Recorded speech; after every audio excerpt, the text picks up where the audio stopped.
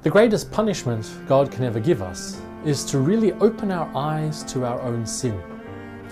It's easy for us to see other people's sins, but we often don't see our own sins at all. We look at ourselves in the mirror, but we don't see our failings. Instead, our eyes and our minds trick us into thinking that we are better than we really are. And if we ever do see our sins, we tell ourselves that they really aren't so bad.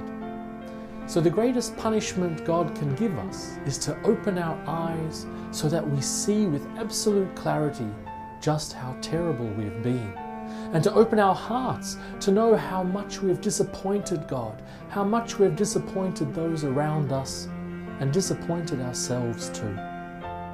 To see ourselves as we really are, and to see the reality of our own sins, that's a painful experience. The writer of Psalm 38 certainly knows that pain. God has opened his eyes to see his own sin, and that knowledge is tearing him apart. In verses 2 to 14, he gives us a long description of his suffering.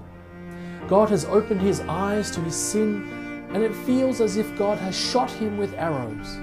His body is full of suffering and pain.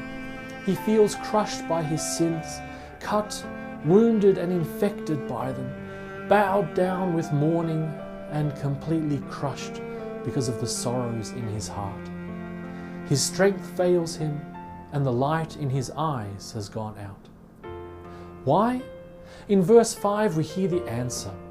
It's because of the writer's own foolishness. Haven't we all had that experience before? Memories pop into our mind of all the bad things we've done and just make us feel horrible. We shout at ourselves, "How could I have been so stupid?" In the middle of this despair, the writer knows there is only one way out. He falls before God and in verses 18 to 22 says, "God, I'm sorry for my sin. Don't leave me because of it. Don't be far away. Instead, come and save me." The greatest punishment God can give us is to clearly show us the sin in our lives. But it's also an incredible blessing. Because when we really see our sin, when we look in the mirror and see how stained we are, this experience pushes us to fall before God in repentance and ask for his forgiveness. And with God's forgiveness, our hearts can let go of all that self-hate, and we can finally find some peace.